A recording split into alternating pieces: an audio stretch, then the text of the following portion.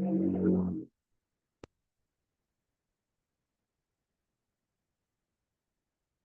sih?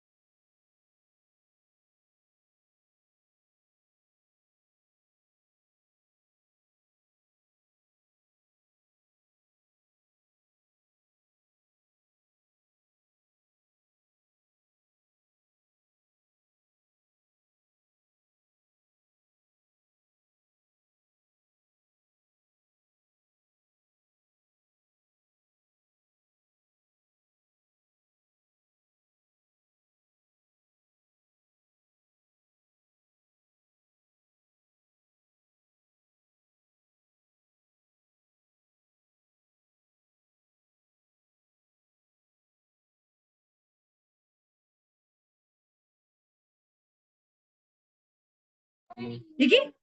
Terus bawah-bawah.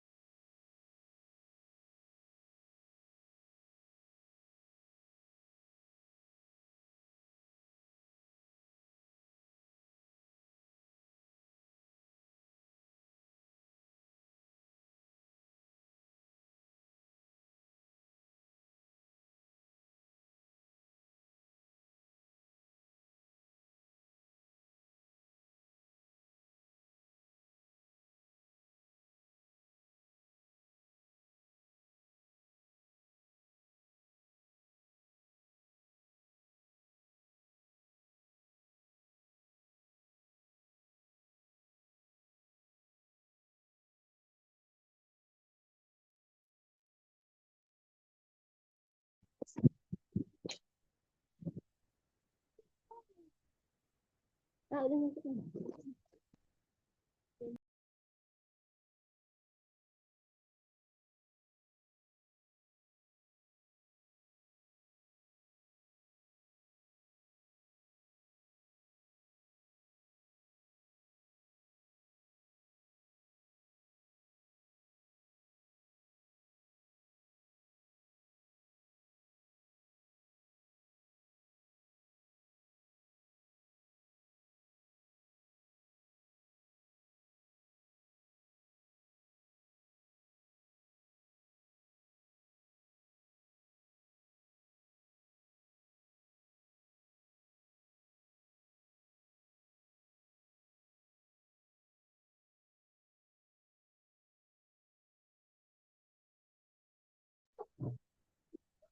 aja deh. Udah jangan aja udah jangan nanti dia mau beresin gitu. Ini udah. Jangan beres.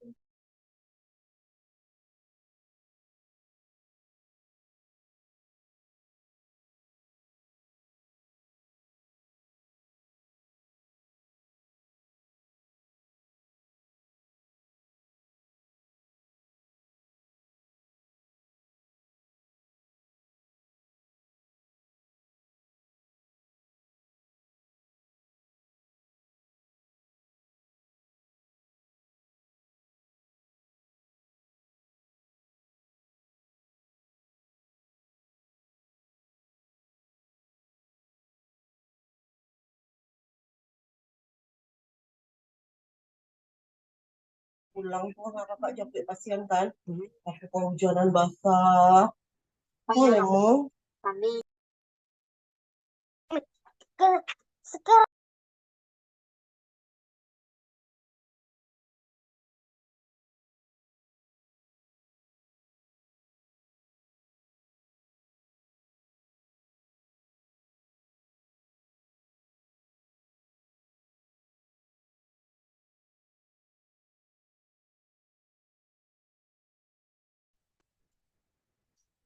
Apa yang nambah dari kamu selama di sini dari ya nambah ilmu kimia di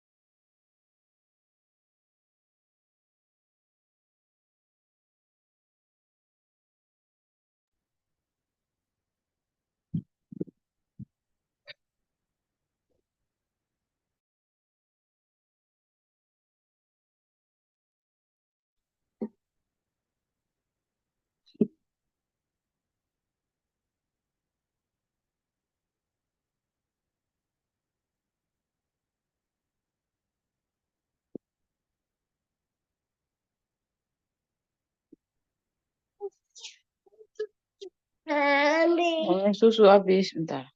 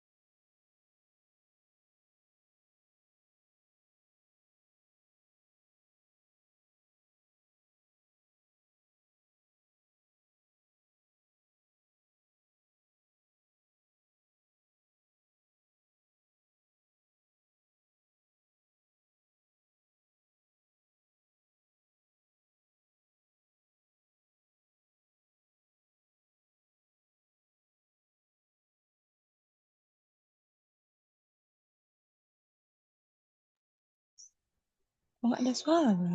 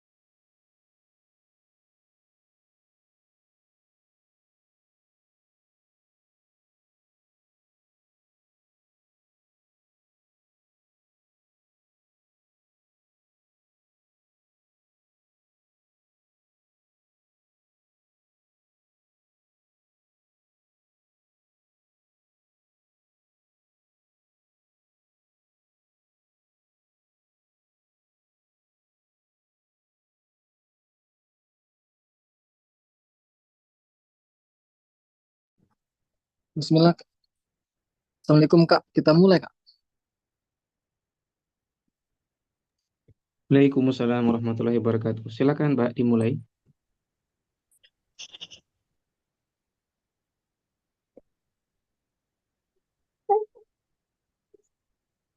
Bismillah. Assalamualaikum warahmatullahi wabarakatuh. Alhamdulillahirrahmanirrahim. Alhamdulillah Allah mudahkan kita untuk mendapat minta ilmu belajar lagi pada pagi hari ini. Salawat beserta salam senantiasa kita junjungkan pada suri tauladan kita bagi Nabi Muhammad SAW. Selamat salam bagi semua peserta webinar yang diselenggarakan oleh Alco Course yang merupakan sebuah wadah bagi semua yang ingin upgrade skill dalam belajar bahasa. Nah, untuk teman-teman semua yang semoga dirahmati Allah Subhanahu wa taala. Webinar kita kali ini berjudul Stres Pengasuhan dan Rumah Tangga. yang akan disampaikan oleh pemateri yang luar biasa, yaitu Kak Yogi. Apa kabar Kak?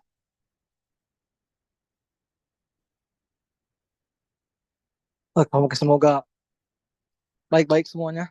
Baiklah, sudah tidak sabar lagi kita mendengarkan ilmu yang akan disampaikan oleh Kak Yogi. Untuk efisiensikan waktu, dipersilahkan. Ya, bismillahirrahmanirrahim. Assalamualaikum warahmatullahi wabarakatuh. Waalaikumsalam warahmatullahi Alhamdulillah, salatu wassalam ala rasulillah, la hawla wa la quwata illa billah. Asyhadu an la ilaha illallah wahdahu la syarikalah. Wa asyhadu anna Muhammadan abduhu wa rasuluh. Allahumma salli ala Muhammad wa ala ali Muhammad amma ba'd. Alhamdulillah, eh, terima kasih sudah dibukakan kelasnya ini, Ustadz.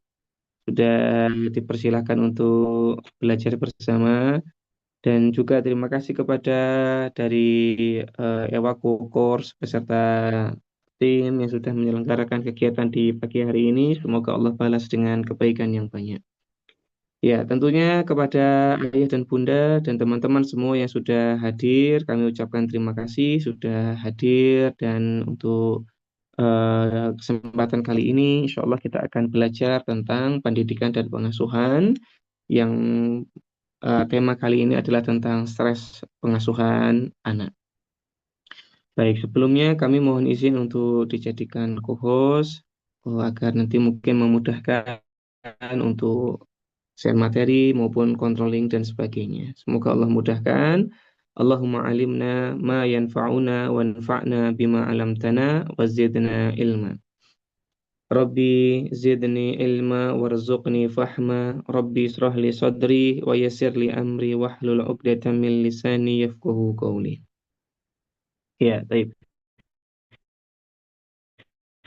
Alhamdulillah, pada kesempatan di pagi hari ini kita akan sama-sama melihat bagaimana kondisi stres dalam pendidikan dan pengasuhan anak dan juga kemudian dampaknya. Apa saja dampaknya dan bagaimana cara kita menghandle itu semua. Semoga Allah mudahkan. Kami izin untuk share materinya. Apakah sudah dijadikan co-host?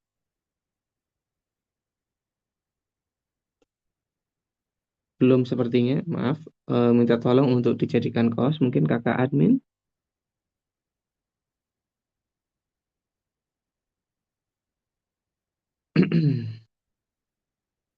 Sebentar Kak. Ya, baik. Iya, alhamdulillah. Ketika kita melihat kondisi stres, tentunya stres ini berkaitan dengan tekanan. Dan tekanan itu adanya kesenjangan antara masalah dan kemampuan yang dihadapi. Jadi seseorang merasa apa yang menjadi hambatan, apa yang menjadi masalah, ini tidak berbanding lurus dengan kemampuan yang dimilikinya. Bukan berarti seseorang tidak memiliki kemampuan, tapi biasanya stres ini banyak juga disebabkan karena cara berpikir atau pola berpikir yang kurang positif atau cenderung negatif, sehingga ini membuat seseorang merasa masalah atau hambatan yang dihadapi semakin sulit. Sebentar, kita coba cari materinya.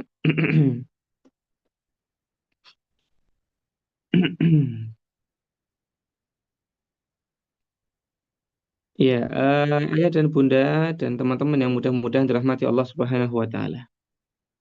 Ketika kita belajar tentang pendidikan dan pengasuhan anak, ada hal yang mesti kita waspadai, yakni kondisi stres. Karena bisa jadi stres ini akan berdampak besar pada cara kita mengasuh anak-anak kita dan juga menghadapi pasangan kita. Dan regulasi emosi ini adalah menjadi salah satu obat atau cara kita untuk membuat diri kita itu terbebas atau tidak terdampak berlebihan dari stres yang kita alami. Jadi tadi sudah kita lihat bahwa stres ini bisa dimaknai sebagai cara kita merespon hambatan atau masalah. Ketika seseorang merespon hambatan atau masalah tidak berbanding lurus dengan kemampuan yang dimilikinya, maka stresnya akan lebih besar. Dan ketika seseorang merespon hambatan atau masalah yang dihadapinya dengan seimbang, artinya dia merasa mampu, dia merasa dapat keluar dari hambatan tersebut, maka seseorang akan meredakan dan mencegah stresnya menjadi stres yang distress ya, karena stres itu terbagi jadi dua, ada stres yang positif, ada stres yang negatif ya. Yang positif ini disebut dengan eustress dan yang negatif disebut dengan distress. Maka ayah bunda dan teman-teman yang mudah-mudahan dirahmati Allah Subhanahu wa taala. Ketika kita menjadi orang tua tentu tidak mudah ya.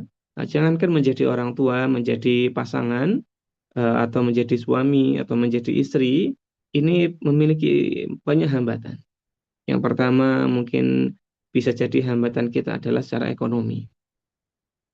Kemudian berikutnya ada hambatan dengan keluarga besar ya, adanya konflik dengan kakak atau mungkin adik ipar ya, atau mungkin mertua ya, maka ini juga menjadi hambatan.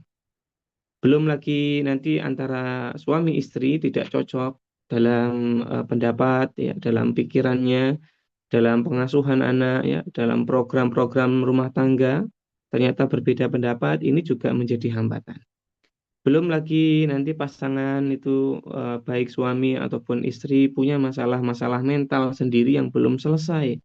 Misalnya sang istri harus menghadapi suaminya yang NPD misalnya, ya, atau suami yang harus menghadapi istrinya yang bipolar misalnya, ya. Maka ini juga jadi hambatan. Kemudian belum lagi nanti suaminya itu adalah sandwich generation gitu ya. Jadi dia harus membiayai ibu bapaknya, membiayai adik-adiknya, bahkan membiayai kakaknya sendiri gitu ya, karena kakaknya mungkin kena PHK. Jadi dia harus membiayai bapak ibunya, kakak adiknya, dan membiayai keluarga kecilnya. Belum lagi kalau ditambah dari keluarga istrinya, maka tentu ini hambatan.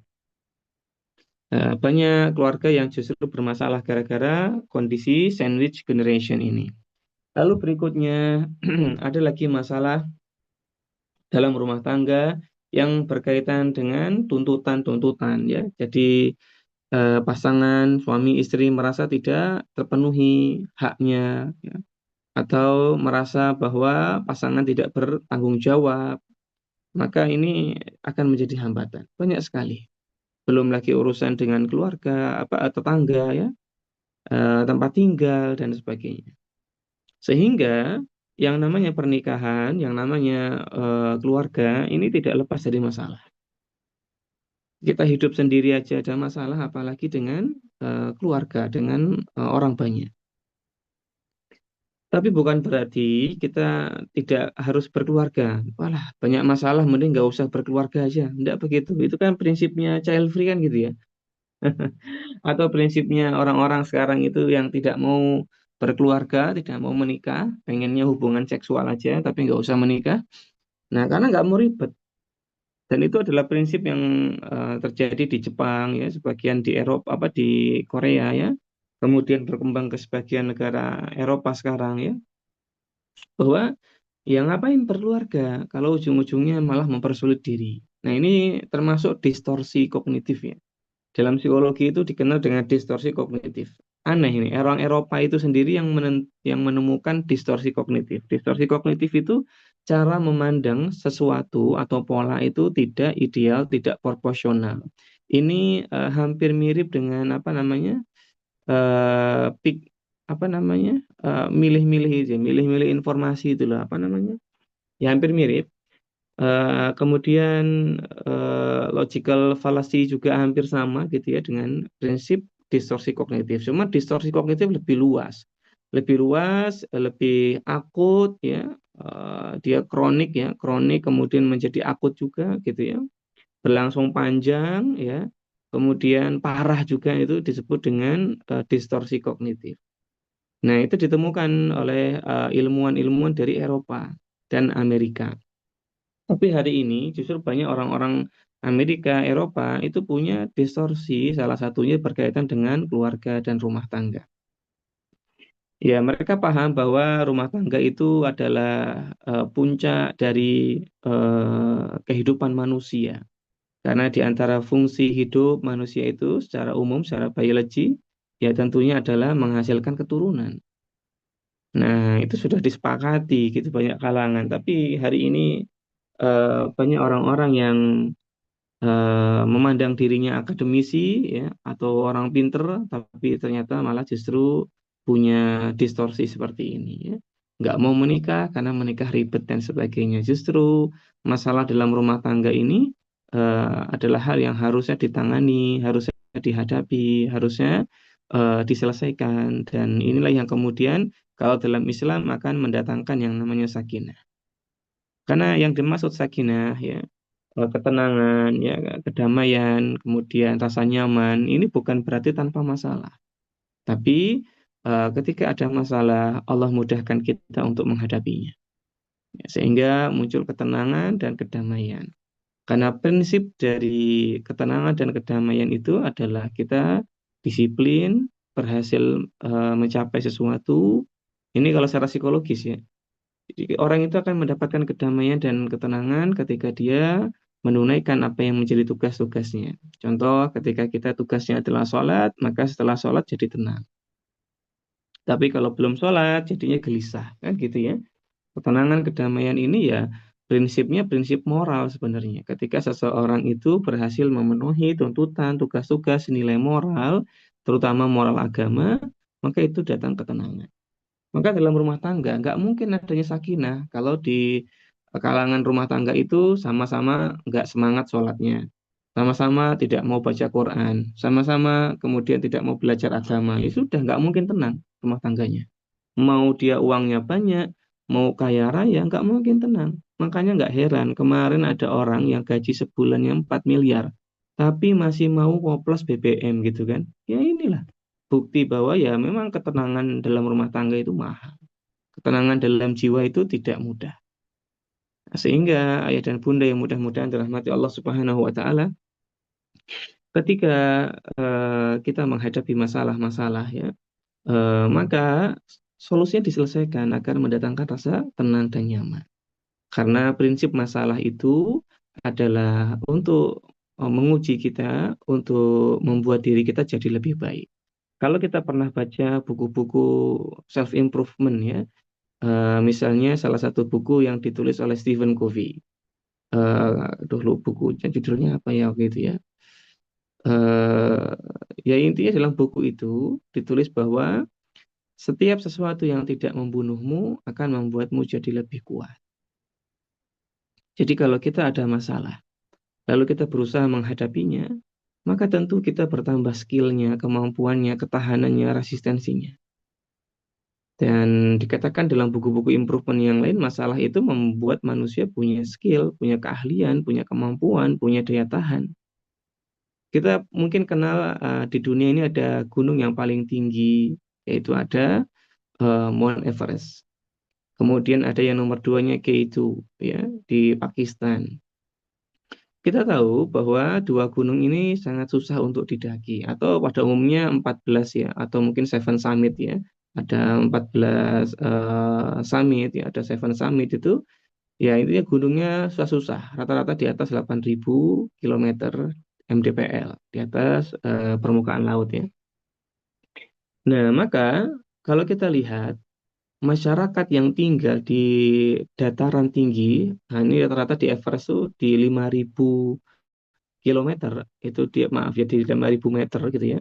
Itu ada loh kampung dan masyarakat. Dan mereka itu kalau mau mendaki ke Everest itu biasa orang-orang itu bawa kurir atau ya carrier ya, ada Sherpa namanya ya yang suka membantu barang-barang. Tahukah kita bahwa ternyata Sherpa ini secara penelitian ya, melalui penelitian fisiologis, mereka itu memiliki ketahanan tubuh yang lebih kuat. Mereka bisa membawa beban yang besar, membawakan barang-barang perbekalan selama berminggu-minggu atau berbulan-bulan dari para pendaki, kemudian dibawa dengan berat itu ya, lalu menghadapi suhu ekstrim di atas 5.000 meter, bayangkan. Dan mereka ikut mendaki sampai ke 8.000 meter itu, ya, mendampingi para pendakinya. Dan dalam penelitian tersebut disebutkan bahwa Sherpa ini manusia yang kuat. Tapi ternyata yang membuat mereka kuat itu bukan genetiknya, namun kemampuan mereka beradaptasi. Mereka sudah menyesuaikan diri. Ya, seperti halnya para pendaki, kadang ada yang 3 bulan itu mereka tinggal di Nepal sana, di dataran 5.000 meter, naik 6.000 meter untuk menyesuaikan tubuhnya. Artinya masalah itu adalah cara kita untuk menyesuaikan diri. Nah, sehingga banyak orang-orang di gunung itu kan lung capacity-nya bagus ya, lebih bagus ya daripada orang kota, kemudian di jantungnya juga lebih bagus ya, untuk sirkulasi di suhu yang demikian, kemudian tekanan udara yang sedemikian rupa gitu, mereka beradaptasi. Jadi fungsinya masalah itu membuat manusia beradaptasi. Sehingga ketika menghadapi hal-hal yang nanti akan terjadi di masa berikutnya, mereka sudah siap. Yang jadi masalah kan kita nggak siap dengan itu. Dan ketika kita menghadapi masalah yang lebih rumit, kita merasa nggak mampu. Sebenarnya bukan masalahnya yang sulit, tapi kitanya tidak berkembang. Nah, sama seperti halnya anak SD. Ketika kita SD, soal ujiannya paling pertambahan, penjumlahan dan pengurangan. Ketika kita, aduh takut, nggak mau belajar nih matematika, susah, penjumlahan dan pengurangan. Maka ketika kita nanti menghadapi soal perkalian, kita akan lebih rumit. Ya. Atau kita nggak mau belajar perkalian, penjumlahan, pengurangan, dan pembagian. Maka ketika nanti menghadapi mata pelajaran bangun ruang, di situ ada perkalian, pembagian, itu kita akan nggak bisa apa-apa. Masuk ke materi trigonometri, kita nggak bisa apa-apa di situ. Tapi kalau kita menghadapi fase-fase itu ya dengan bertahap ya, penjumlahan, pengurangan, perkalian ya, pembagian ya, maka ketika menghadapi trigonometri ya kita udah punya dasar untuk ngadepin masalahnya. Nah, sehingga masalah-masalah yang Allah berikan itu bertahap membekali kita juga. Selain menguji di antara kita siapa yang paling bertakwa, masalah ini juga membuat kita lebih tangguh. Syekh Abdurrahman bin Nasir As-Sa'di dalam tafsirnya ketika menafsirkan surat Al-Baqarah ayat 155 yang mungkin Bapak Ibu, Ayah Bunda sudah sering dengar ya, walanabluwannakum bisyai'im minal khawfi wal ju' wa naqsim minal amwali wal anfusi wath thamarat wa basyiris sabirin. Itu ayatnya ya, dan seterusnya alladzina idza asabathum musibah itu dan seterusnya. Nah, di situ ditafsirkan oleh Syekh Abdurrahman bin Nasir As-Sa'di bahwa Allah itu menguji manusia. Tujuannya untuk membedakan di antara mereka mana yang bertakwa kepada Allah, yang benar-benar beriman, mana yang tidak. Sehingga orang-orang yang beriman, bertakwa kepada Allah ditandai dengan kesabaran. Wa basyiris sabirin ya. Ya, berikan kabar gembira bagi orang-orang yang sabar. Nah, ini di antara puncak-puncak keimanan, puncak-puncak ketakwaan seseorang itu bisa sabar ketika menghadapi ujian dari Allah. Dan ketika Allah menguji manusia, menurut beliau, Allah itu menguji manusia dengan sedikit, bisyai'in. Allah tidak menguji manusia dengan keseluruhan ujian. Karena kalau diuji dengan seluruh ujian, manusia binasa, mati semua, nggak bertahan. Tapi Allah menguji dengan sedikit. Yang tujuannya adalah ya membuat manusia ini nanti terseleksi, mana yang sabar tadi, mana yang lebih tangguh. Nah, sehingga apa yang dikatakan Stephen Covey tadi dalam bukunya gitu, kemudian dalam Islam juga, ternyata Islam sudah lebih dulu, lebih lama ya, mengklaim bahwa ujian itu, selama ujian itu tidak membinasakan, maka ujian itu membuat manusia lebih tangguh. Ya, ditulis sama Stephen Covey gitu ya dalam buku Improvement-nya. Nah, maka ayah dan bunda yang mudah-mudahan dirahmati Allah Subhanahu wa Ta'ala, ketika ada ujian, maka dihadapi. Kita jadi tahu gimana cara menyelesaikannya, dan ini akan membuat kita lebih tangguh dan turun rasa tenang tadi, rasa nyaman dalam rumah tangga. Tapi kalau masalah nggak pernah selesai, maka ya nggak akan pernah mendapatkan rasa nyaman dan tenang dalam rumah tangga.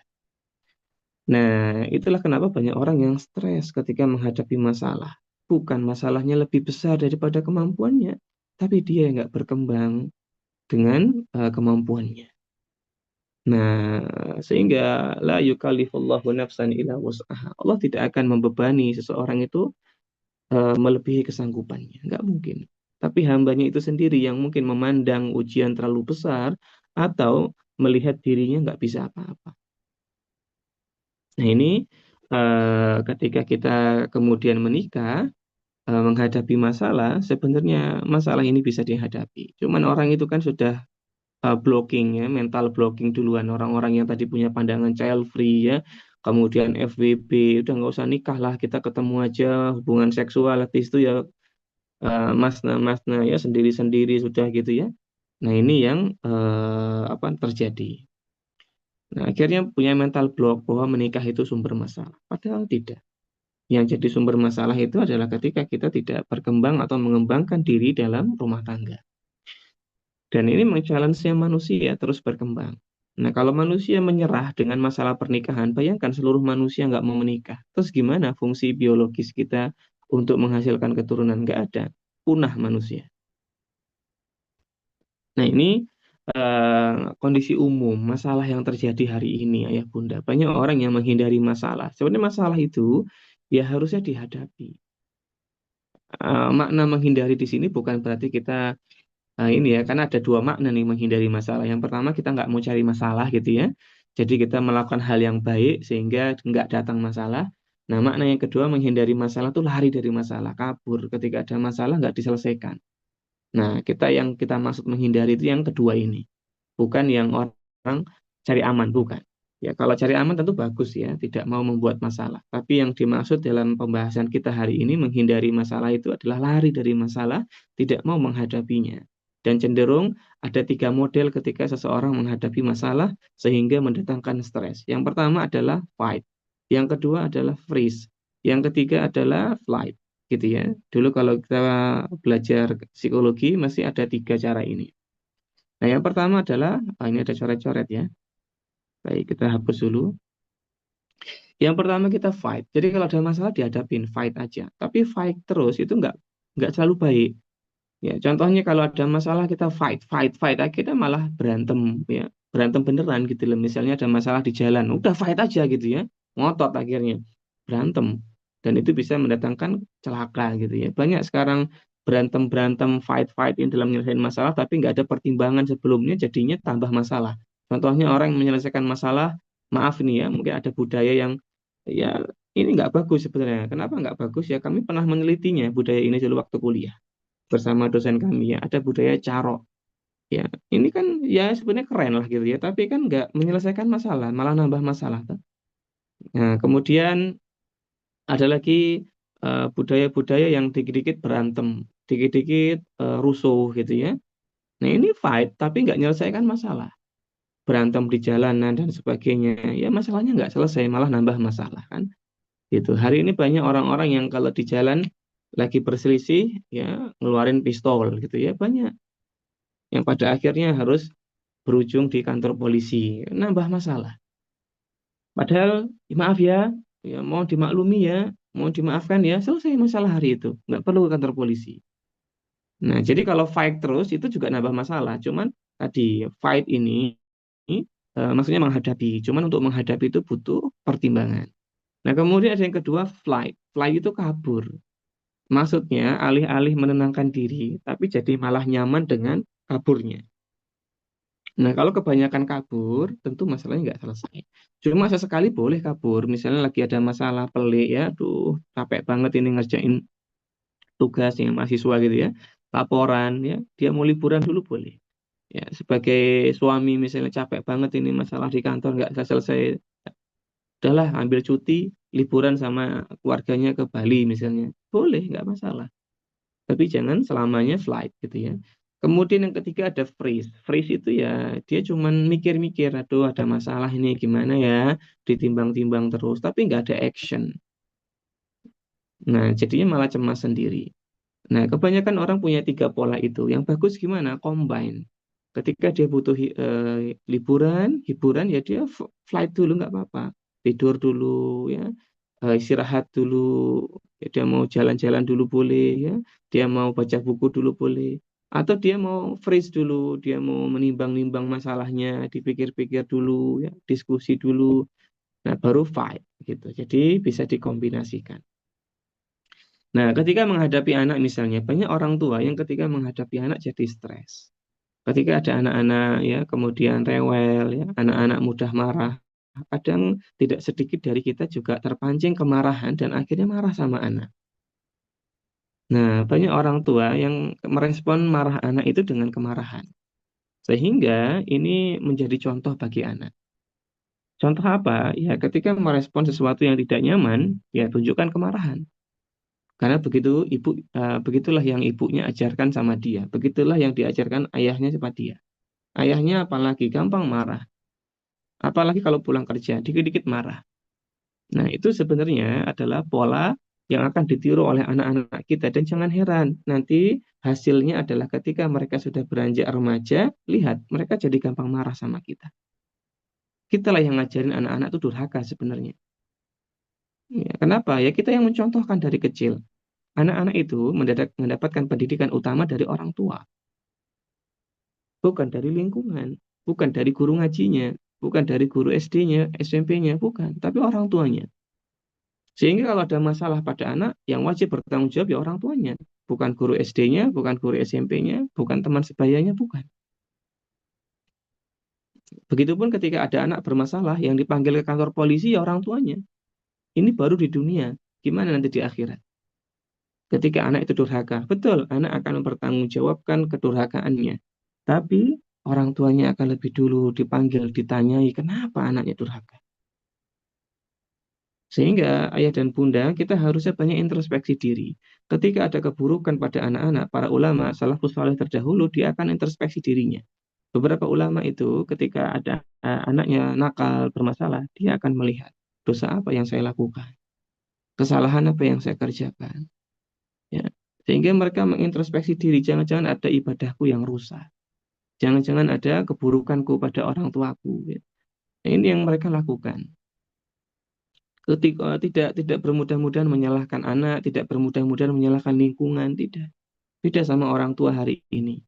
Ketika anaknya dibully, ya, langsung nyalahin lingkungan. Tapi kita nggak pernah introspeksi diri. Selama ini sudah belum membersamai anak, menguatkan mentalnya, mengajari dia kompetensi untuk bersosial, mengajari dia kompetensi untuk menghadapi bully, sudah belum. Jangan-jangan kompetensi sosial aja nggak diajari.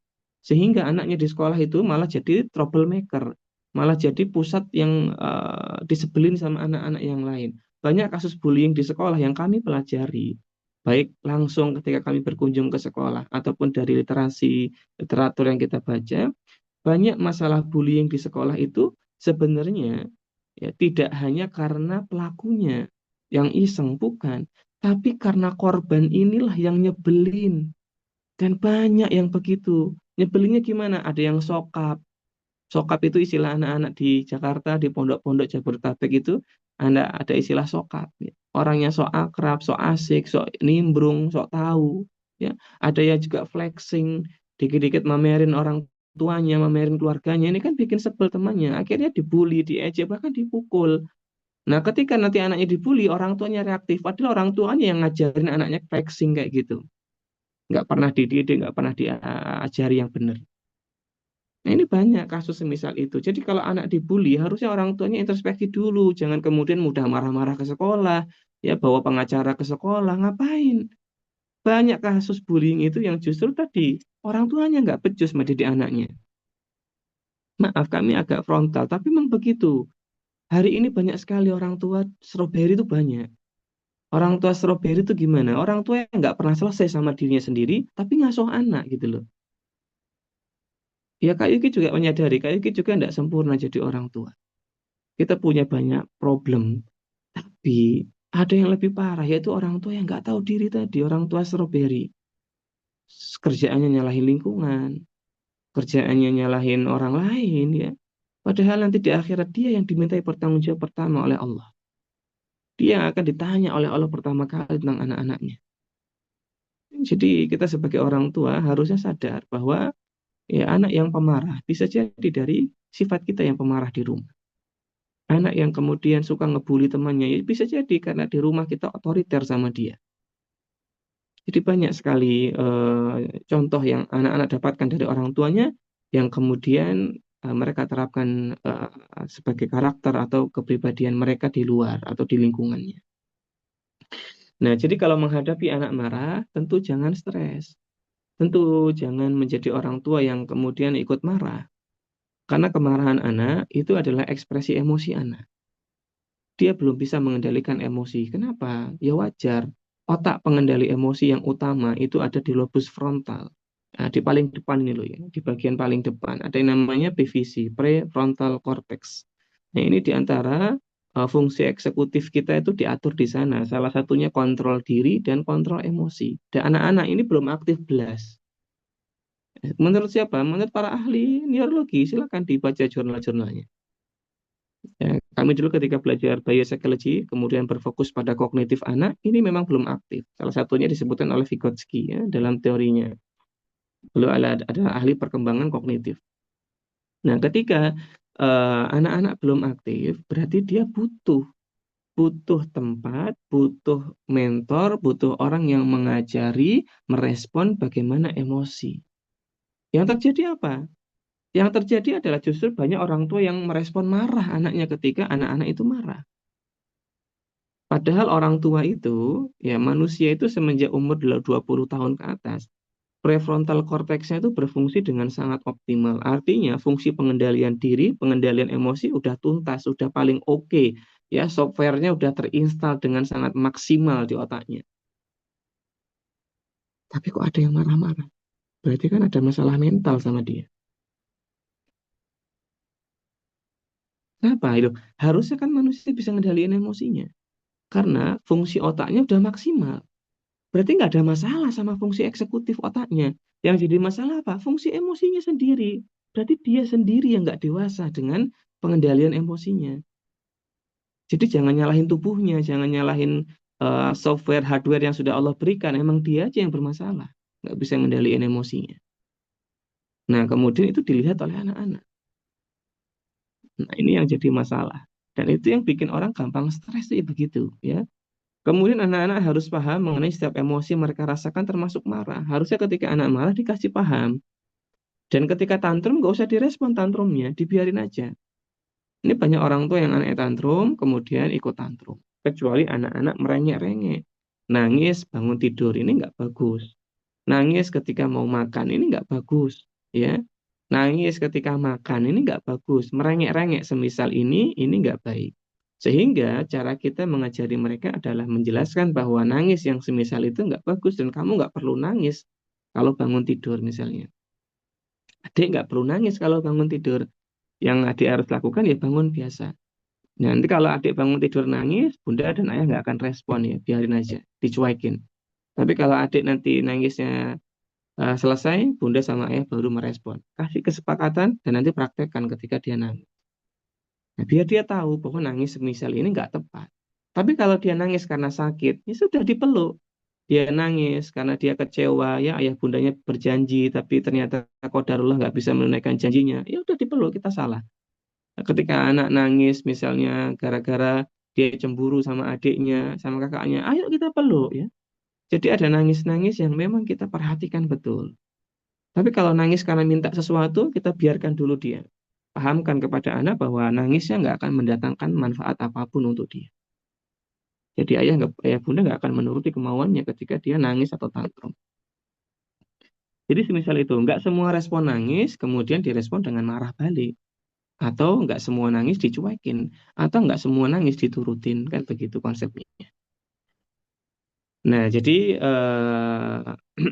ini kalau kita memahami kondisi marah pada anak. Nah, masalahnya dalam pengasuhan, nah kadang seorang ibu itu mengalami tekanan yang hebat, tekanan yang luar biasa. Ya walaupun nggak cuma ibu, cuma memang kalau dalam rumah tangga yang paling tertekan itu istri. Jujur saja, walaupun suami juga punya tekanan sendiri ya dalam pekerjaannya, dalam kegiatan di luar rumahnya itu suami punya masalah, punya tekanan. Tapi ibu itu tekanannya jauh lebih besar. Uniknya, wanita mampu bertahan. Ini seandainya kalau tekanan ini diberikan ke laki-laki, Allahu a'lam, nggak tahu bisa bertahan apa enggak. Sama ya, yang laki-laki juga berpikir, lah istri juga kalau dikasih tekanan tempat kerja belum tentu bertahan. Bertahan, banyak perempuan yang bekerja bisa. Ya, iya. Nggak, tapi maksudnya di sini adalah tekanan rumah tangga itu besar. Dan eh, figur yang menekan paling utama itu justru suaminya sendiri. Itu yang membuat istri tekanannya besar. Jadi bukan seberapa berat tugas rumah tangga, tapi seberapa besar dukungan yang diberikan oleh suaminya. Nah, ini yang kemudian membuat rumah tangga itu jadi berat. Kalau dikatakan bahwa rumah tangga beban pengasuhan itu berat, banyak kok ibu-ibu single mothers yang mampu merawat anaknya dari kecil, membiayai mereka kuliah dan lulus. Banyak. Tapi yang berat bagi seorang wanita adalah ketika mereka nggak dihargai, ketika mereka nggak dicintai, pasangannya ada. Nah, ini berat sekali tekanan bagi perempuan. Ketika tidak mendapatkan dukungan dari pasangan, tidak mendapatkan support, ini berat. Mending pasangannya mati sekalian, nggak ada. Nah, itu malah wanita bisa struggle. Karena mereka diciptakan oleh Allah ya dengan kemampuan struggling. Lihat ibundanya para ulama, ibundanya Imam Bukhari, ibundanya Imam Syafi'i. Mereka mampu mendidik ulama. Dengan izin Allah tentunya. Dan nggak pernah diceritakan dalam sejarah ayah yang hebat, jarang. Tapi ibu yang hebat banyak.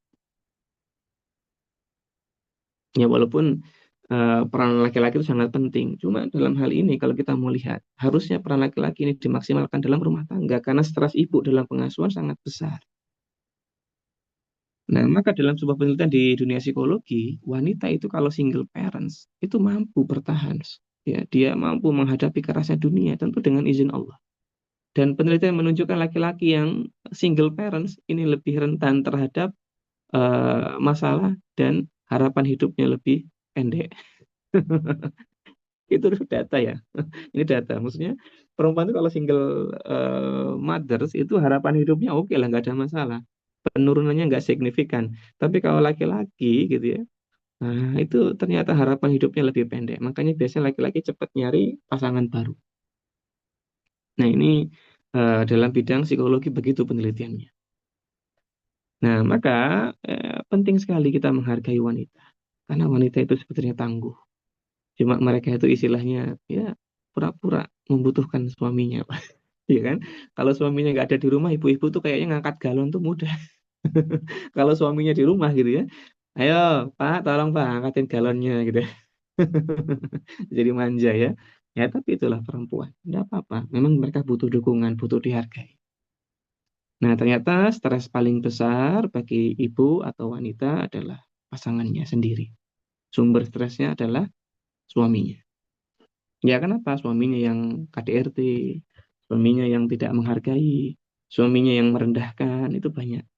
Banyak sekali. Makanya data Kemenpa dari Kementerian Perlindungan dan Pemberdayaan Perempuan dan Anak ada 31.000 lebih kasus kekerasan di tahun 2024 tahun kemarin. Dan 27.000 lebih kasus itu korbannya perempuan. Nah, sisanya sekitar 4.000-an itu ya, atau 3.000 lebih itu korbannya laki-laki. Berbeda sekali ya perbandingannya ya. Laki-laki cuma 3.000-an, perempuan 27.000 sekian. Nah, dan pelakunya banyak laki-laki. Nah, itu membuktikan sekali lagi bahwa sumber stresnya wanita itu ya pasangannya. Dan kalau kita mau lihat data Kemenpa itu bagus ya datanya ya. Ayah bunda bisa buka websitenya, kekerasan Kemenpa aja langsung muncul semua. Dan di situ nanti ada data demografi. Bagus, lengkap. Data demografi itu salah satunya nanti kita lihat ada usia, jenis kelamin, ya, hubungan gitu ya. Dan hubungan pelaku dan korban kekerasan itu kebanyakannya adalah suami istri atau pacar. Nomor 2-nya pacar. Nah itu dia. Jadi memang stres rumah tangga itu ya banyak dialami oleh wanita. Dan ternyata stres yang dialami oleh wanita itu banyak sumbernya dari pasangannya atau suaminya. Namun suaminya sendiri juga bukan berarti salah mutlak ya. Ya mereka juga mengalami tekanan yang mungkin kurang ilmu dalam memahami dirinya sendiri, kurang ilmu dalam mendidik keluarga, membimbing keluarga ya. Ya tentunya laki-laki juga punya masalah sendiri ya. Itulah kenapa laki-laki tidak bercerita. Ya, ya, jadi laki-laki itu problemnya juga pelik ya Bunda. Dan ya tadi kan kita bahas ibu terus ya. Sekarang kita bahas sisi ayahnya. Ayah itu atau laki-laki juga punya banyak masalah tersendiri.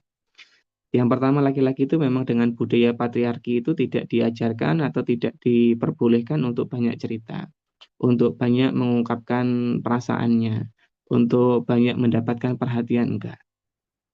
Laki-laki dituntut untuk mandiri, untuk menjadi tangguh ya. Bahkan kemarin saja beberapa waktu yang lalu kita baru seminar parenting juga. Lalu ada seorang ibu yang kemudian bertanya bahwa saya itu punya anak laki-laki, Kak. Umurnya sekitar 5 tahun, tapi dia tuh lembut sekali perasaan emosinya. Dia tuh memang paling perhatian di antara saudara-saudaranya. Dia paling perhatian kepada kami orang tuanya ya, meskipun umurnya baru 5 tahun. Cuma dia itu juga sekaligus gampang sedih, gampang nangis ya. Nah, ketika sedih nangis itu kami nggak suka. Ya, laki-laki kan nggak boleh nangis, laki-laki kan nggak boleh menunjukkan ya seperti itu kelemahan dan kesedihannya. Nah, itu salah satu paham budaya patriarki yang paling lembut kelihatannya. Padahal itu sebenarnya nggak ideal. Kenapa? Karena ya laki-laki itu boleh nangis, apalagi umurnya baru 5 tahun. Hei, itu tuh anak-anak. Bukan pria dewasa yang nantinya jadi pemimpin, jadi kawam. Bukan. Itu masih anak-anak. Semua anak-anak sama. Boleh nangis, boleh dipeluk.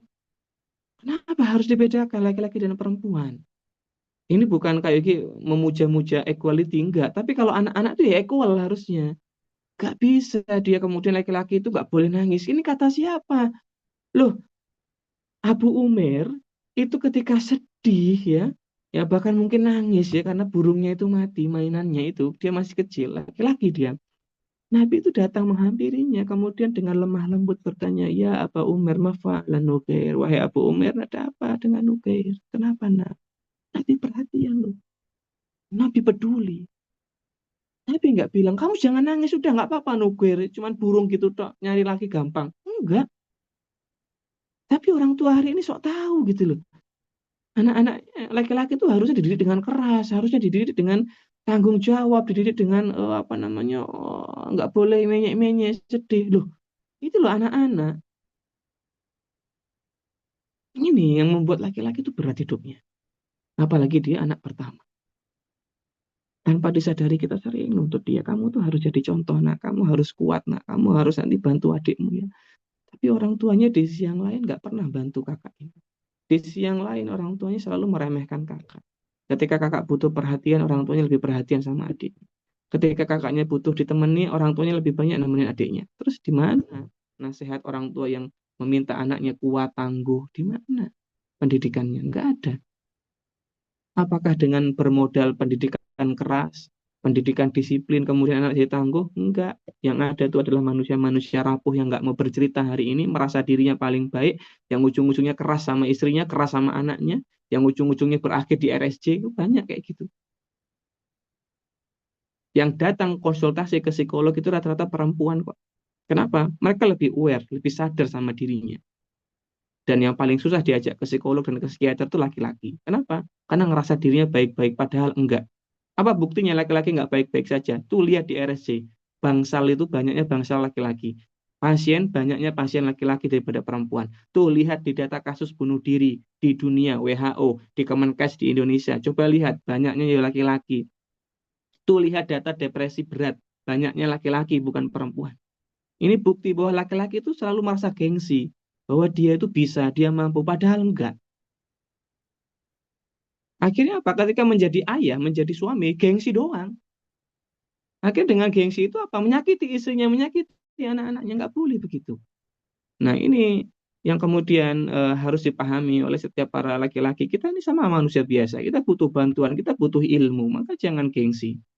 Ketika ada masalah konsultasi sama ustadz, minta nasihat ustadz. Kalau masalahnya mental ya datang ke ahlinya di bidang psikiater atau mungkin di psikologi. Konsultasi. Ini kan enggak. Bahkan ketika sakit pun gitu. Merasa nggak sakit, giliran udah sakit, udah kayak orang yang mau meninggal gitu kan. Padahal baru demam doang gitu. Tapi ketika diajak ke dokter apa nggak mau gitu kan. Nah, ini laki-laki begitu. Nah maka ayah dan bunda yang mudah-mudahan dirahmati Allah Subhanahu wa Ta'ala. Ya, kita ketika menjadi seorang istri menghadapi suami, lihatlah suami kita ini adalah hasil dari pendidikan budaya patriarki yang salah kaprah gitu ya. Ketika mendidik laki-laki, itu nggak boleh nangis, nggak boleh cerita, ya. Dia harus kuat, tapi pendidikan itu tidak menjadikan dia kuat. Kenapa? Kurang perhatian, kurang cinta, kurang dukungan ya. Justru dari kecil udah diajari suruh ngalah, karena kamu laki-laki kamu yang ngalah, itu udah sering kayak gitu banyak. Ya akhirnya apa? Banyak laki-laki yang kemudian tidak terpenuhi cintanya, tidak terpenuhi dasar-dasar kuat mentalnya ya, sehingga ketika jadi kepala rumah tangga, mereka nampaknya jadi arogan, nampaknya jadi lemah, nampaknya jadi kurang bertanggung jawabnya, sehingga para bunda ketika menghadapi suami kita, maka lihatlah bahwa mereka itu mungkin dari kecil didikan orang tua yang tidak perhatian. Lihatlah mungkin dari kecil mereka tidak mendapatkan apa yang sebenarnya mereka inginkan. Lihatlah dari kecil mereka tidak distimulasi dengan ideal tumbuh kembangnya. Sehingga hari ini mereka menjadi sosok yang dingin, sosok yang kurang romantis, sosok yang tidak menunjukkan perhatian. Tapi sebenarnya laki-laki itu adalah makhluk yang pemikir. Artinya, laki-laki itu punya pemikiran tentang jangka panjang yang besar. Sehingga ketika anaknya sakit, siapa yang bilang para ayah itu nggak kepikiran? Kepikiran. Tapi mereka nggak menunjukkan. Siapa yang bilang ketika istrinya sakit, laki-laki nggak kepikiran? Kepikiran. Ya. Dan itu disimpan sendiri. Sehingga ini yang membuat laki-laki itu gampang stres. Ketika ada apa-apa, dia handle sendiri. Dia nggak ungkapkan. Bayangkan, anaknya sakit itu pengen perhatian, tapi nggak perhatian. Anaknya merantau kuliah, dia tuh paling khawatir, paling was-was, tapi dia nggak mampu menunjukkan itu, malah nyuruh istrinya, Bu, coba telepon kakak, udah makan belum? Kenapa nggak dia telepon sendiri? Ini yang membuat laki-laki di Indonesia itu jadi punya banyak masalah, karena dia tidak mengungkapkan, tidak mengekspresikan. Dan budaya lah yang membuat dia tidak mengekspresikan. Maka ketika menjadi istri, punya pasangan yang kurang romantis, kurang suportif ya, jadilah istri yang menunjukkan dukungan, ekspresif. Nggak apa-apa, lama-lama mungkin suami akan belajar dari kita. Lebih ekspresif, lebih menunjukkan. Dan itu bisa dipelajari. Karena dulu mungkin dia nggak melihat contoh itu. Yang dia lihat adalah ayah dan ibu yang pemarah. Yang dia lihat ayah yang kemudian dikit-dikit menghukum, membentak dia. Ya. Tapi ketika hari ini menghadapi istri, istrinya kok sabar. Istrinya lebih banyak menenangkan. Ya. Kalau lagi marah, ya istrinya nggak meninggikan suaranya juga. Ya. Ketika lagi bertengkar, istrinya nggak mendebat dia. Nah, justru di momen yang lain istrinya lebih ekspresif, ya. Kemudian inisiatif, ya. Istrinya lebih banyak menunjukkan dan mengekspresikan cinta kepada dia. Mungkin suami lama-lama akan belajar. Dan dengan itu, yang tadinya dingin jadi lebih hangat. Yang tadinya tidak ekspresif jadi lebih ekspresif. Yang tadinya tidak banyak menunjukkan cinta, lebih banyak menunjukkan cinta. Wallahu ta'ala a'lam. Nah, maka ini diantara cara kita menghadapi stres bersama dalam rumah tangga. Nah, jadi begitu. Dan kalau perempuan di Indonesia itu lebih tangguh. Karena dari kecil tuh lebih banyak porsi perhatian dan cinta lebih besar ya kalau ke perempuan. Nah, sehingga eh, istri atau ibu dalam rumah tangga ini merupakan sosok yang perannya sentral kalau di budaya atau sosial budaya saat ini. Kenapa? Karena di sisi yang lain dia harus melihat kondisi suaminya yang tadi ya banyak menekan emosi ke dalam dirinya, dan di sisi yang lain dia harus banyak melihat anaknya dalam pendidikan dan pengasuhan. Nah, maka ibu yang tangguh, ibu yang bahagia ini menjadi hal yang penting. Dan ini PR juga bagi para ayah, bagaimana membahagiakan istrinya. Karena ketika istri itu bahagia, Masya Allah, kebaikan itu banyak sekali dalam rumah tangga. Tapi ketika istri sudah stres, sudah semuanya jadi berantakan. Suami berantakan, anak-anak jadi berantakan. Nah, itu fakta. Ya, ya faktanya suami itu sangat bergantung sama istri. Masalah kunci kendaraan aja, suami tergantung sama istri. Di mana Bu tadi kuncinya? Itu banyak kasus begitu kok. Ya. Nah, sehingga ibu yang bagus mentalnya, ibu yang tidak stres dalam pengasuhan ini penting. Nah, maka ketika kita melihat bahwa ibu ini menjadi sosok sukses dalam pendidikan dan pengasuhan anak, ibu yang bahagia, ibu yang mentalnya baik, ini menjadi tokoh sentral, maka mari para bunda yang hadir, kita bahagiakan diri kita. Kita mempelajari bagaimana cara menghadapi tekanan dan stres yang kita alami. Baik, kita lanjut. Nah, maka peran ibu dan tugas perkembangan anak. Banyak tugas perkembangan anak di usia 0 sampai 6 tahun membuat orang tua kadang stres. Karena anak-anak di usia ini kan memang ribet ya, egois ya, belum paham, perilakunya aktif. Kemudian dikasih paham juga nggak ngerti-ngerti gitu ya. Nah, ditambah berbagai macam tekanan dapat meningkatkan stres dan memicu hormon kortisol yang berlebih-lebihan. Nah, hormon kortisol ini adalah di antara hormon yang kalau jumlahnya normal ya bagus ya buat tubuh kita. Di antaranya untuk menstimulasi asam lambung yang kemudian memproses makanan ketika makanan itu masuk ke tubuh kita. Namun ketika kortisol berlebihan ini akan meningkatkan stres dalam tubuh kita. Di antaranya kadar darah kita ya, itu yang kemudian lebih menggumpal, lebih keras ya. Sehingga membuat sistem peredaran darah kita jadi bermasalah gitu ya. Nah, jadinya jantung bekerja lebih kencang untuk memompa darah karena seret tadi ya. Kemudian pembuluh darahnya juga jadi bermasalah ya. Nah, ini jadi memicu gangguan-gangguan kardiovaskular, jantung, tekanan darah tinggi ya, hipertensi ya, dan sebagainya. Nah, kondisi stres yang dinaikkan atau dibiarkan dalam waktu lama dan tidak teratasi akan menyebabkan parental burnout. Nah, jadi banyak sekali di Indonesia kasusnya ibu-ibu itu mengalami parental burnout. Bukan laki-laki ya. Parental burnout itu banyak dialami ibu-ibu. Laki-laki malah nggak ngalamin sama sekali biasanya. Nah, parental burnout apa sih itu? Kita lihat ini ya. Parental burnout itu adalah kondisi di mana ibu-ibu itu mengalami stres yang kronis. Stres yang kronis itu stres yang nggak tertangani. Padahal ibu-ibu itu sudah sedemikian kuatnya gitu ya. Tapi yang namanya manusia biasa ya, dia menghadapi stres yang nggak tuntas-tuntas, masalah yang itu-itu aja, tiap harinya selama berbulan-bulan, bertahun-tahun, tentunya jadi kronik ya gitu ya. Nah, kemudian puncaknya meledak. Nah, ini jadi parental burnout. Nah, parental burnout itu berdampak buruk pada proses pengasuhan anak. Ada yang namanya maltreatment parenting. Jadi, pengasuhan pada anak itu jadi salah. Nah, di antaranya orang tua menjadi sering marah-marah.